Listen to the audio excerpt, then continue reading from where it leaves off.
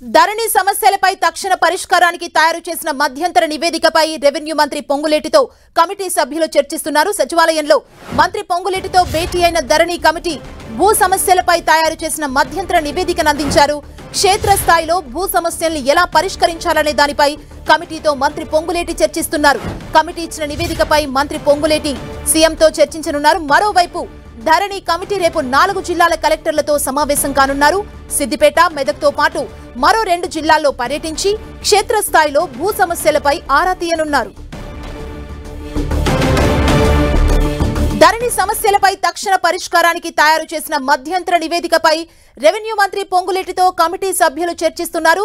సచివాలయంలో మంత్రి పొంగులేటితో భేటీ అయిన ధరణి కమిటీ భూ సమస్యలపై తయారు చేసిన మధ్యంతర నివేదికను అందించారు. క్షేత్రస్థాయిలో భూ సమస్యల్ని ఎలా పరిష్కరించాలనే దానిపై కమిటీతో మంత్రి పొంగులేటి చర్చిస్తున్నారు. కమిటీ ఇచ్చిన నివేదికపై మంత్రి పొంగులేటి సీఎంతో చర్చించనున్నారు. మరోవైపు ధరణి కమిటీ రేపు 4 జిల్లాల కలెక్టర్లతో సమావేశం కానున్నారు. సిద్దిపేట, మెదక్తో పాటు మరో 2 జిల్లాల్లో పర్యటించి క్షేత్రస్థాయిలో భూ సమస్యలపై ఆరా తీయనున్నారు.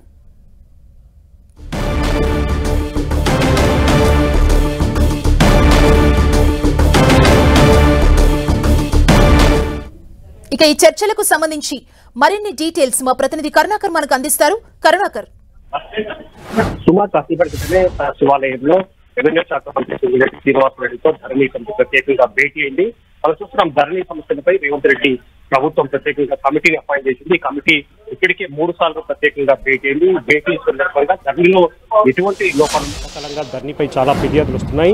ముఖ్యంగా భూ రికార్డుల విషయంలో ధరణిలో చాలా లోపాలు ఉన్నాయని చెప్పి ప్రభుత్వం ఇప్పటికే గుర్తించింది. అందులో భాగంగా రైతులు కూడా పెద్ద ఎత్తున ధరణికి సంబంధించి ఇప్పటికే ప్రభుత్వానికి ఫిర్యాదులు చేసిన పరిస్థితిని మనం చూస్తున్నాం. ఈ సందర్భంగా ధరణి ఇప్పటికే 3 సార్లు భేటీ అయింది. ఈ భేటీలో చాలా రివ్యూ చేసిన తర్వాత మొత్తం ధరణి పోర్టల్లో 35 అంశాలకు సంబంధించి సమస్యలు ఉన్నట్టు ధరణి కమిటీ గుర్తించింది. ఈ నేపథ్యంలో ధరణి పూర్తి స్థాయిలో ఏ విధంగా ప్రక్షాళన చేయాలి, ధరణిలో ఎటువంటి మార్పులు చేయాలి, రైతులకు ఇబ్బంది లేకుండా ఎటువంటి చర్యలు తీసుకోవాలి, ఇటువంటి అంశాలన్నిటిపైన పూర్తి స్థాయిలో కమిటీ మధ్యంతర నివేదిక ఇచ్చే ముందు మరోసారి రెవెన్యూ శాఖ మంత్రితో భేటీ అయింది. రేపు ప్రత్యేకంగా CCLAలో 4 జిల్లాల కలెక్టర్లతో కూడా ధరణి కమిటీ ప్రత్యేకంగా భేటీ కాబోతుంది. ఈ భేటీ సందర్భంగా కలెక్టర్లు ఎటువంటి సమస్యలు ఎదుర్కొంటున్నారు ధరణి విషయంలో, ముఖ్యంగా కలెక్టర్లు ఎటువంటి సమస్యలపైన రైతులు కావచ్చు, భూ యజమానుల నుంచి ఎటువంటి ఫిర్యాదులు వస్తున్నాయి, ఇటువంటి అంశాలన్నింటిపైన కలెక్టర్లతో కూడా చర్చించిన తర్వాత పూర్తి స్థాయిలో మధ్యంతర నివేదిక ప్రభుత్వానికి ఇచ్చే అవకాశం కనిపిస్తుంది. కాబట్టి మొత్తం 35 సమస్యలు, అందులో ప్రధానంగా వాస్తవ భూ పరిమితికి ధరణిలో ఉన్న భూ రికార్డులకు చాలా వ్యత్యాసం ఉందని చెప్పి ఇప్పటికే ధరణి గుర్తించింది. దాంతోపాటు సర్వే నెంబర్ల విషయంలో కూడా చాలా అవకతవకలు ఉన్నాయి, చాలా లోభిష్టమైన విధానాలను ధరణి పోర్టల్ అవలంబించిందని చెప్పి కూడా ఇప్పటికే కమిటీ గుర్తించిన పరిస్థితిని మనం చూస్తున్నాం. కాబట్టి ఈ భూ రికార్డుల విషయంలో కావచ్చు, లేకపోతే పోర్టల్లో మార్పులు చేర్పులు చేయాలనే అంశాలపై పూర్తి స్థాయిలో ధరణి కమిటీ మధ్యంతర నివేదిక ఇవ్వబోతుంది. ఆ నివేదిక ఇచ్చే ముందు రెవెన్యూ శాఖ మంత్రితో కూడా ఒకసారి చర్చించిన తర్వాత రేపు 4 జిల్లాల కలెక్టర్లతో ప్రత్యేకంగా CCLలో ధరణి కమిటీ సమావేశం కాబోతున్న పరిస్థితిని మనం చూస్తున్నాం. సుమా, కర్ణాకర్, అంటే ఓవరాల్ గా దీనికి సంబంధించి అధికారుల నుంచి, రైతుల నుంచి ఎలాంటి కంప్లైంట్స్ వస్తున్నాయి? అసలు ప్రాబ్లం ఎక్కడ వస్తుంది?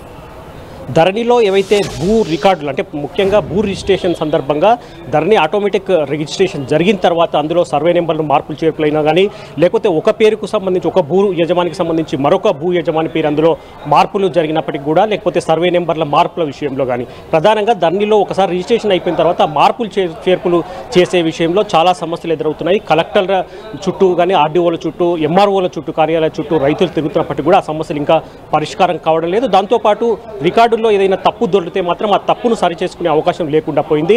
కాబట్టి ధరణి పోర్టల్లో చాలా కీలకమైన మార్పులు చేయాలని చెప్పి ఇప్పటికీ నిర్ణయం తీసుకున్నారు. చాలామంది రిజిస్ట్రేషన్లు అయినప్పటికీ కూడా, భూ యజమానిలో రిజిస్ట్రేషన్ అయినప్పటికీ కూడా ఇంకా చాలామందికి పాస్బుక్లు అందని విషయం కూడా ధరణి వల్ల సమస్యలు ఎదురవుతున్నాయని చెప్పి రైతులు ఇప్పటికే ఫిర్యాదు చేస్తున్నారు. దాదాపు 2,35,000కు పైచిలకు ఇప్పటికే ధరణి సమస్యలకు సంబంధించిన ఫిర్యాదులు పెండింగ్లో ఉన్నాయి. కాబట్టి వాటన్నింటినీ ఏ విధంగా పరిష్కరించాలి, ముందు రైతులకు, భూ యజమానులకు సంబంధించి ధరణి విషయంలో సమస్యలు రాకుండా ఎటువంటి చర్యలు తీసుకోవాలి, ఇప్పటికే ఉన్న సమస్యలను ఏ విధంగా పరిష్కరించాలన్న దానిపై పూర్తి స్థాయిలో ధరణి కమిటీ రివ్యూ చేస్తుంది. ఇప్పటికే 3 సార్లు ధరణి కమిటీ ప్రత్యేకంగా సమావేశమైంది. రేపు CCLAలో 4 జిల్లాల కలెక్టర్లతో కూడా ధరణి కమిటీ ప్రత్యేకంగా భేటీ కాబోతుంది. ఆ భేటీలో ముఖ్యంగా కలెక్టర్లు ఎటువంటి సలహాలు, సూచనలు ఇస్తారన్న దానిపై కూడా పరిగణలోకి తీసుకున్న తర్వాత ధరణి కమిటీ ప్రభుత్వానికి ఒక మధ్యంతర నివేదిక ఇచ్చే అవకాశం కనిపిస్తోంది. సుమా, థ్యాంక్ యూ కరుణాకర్.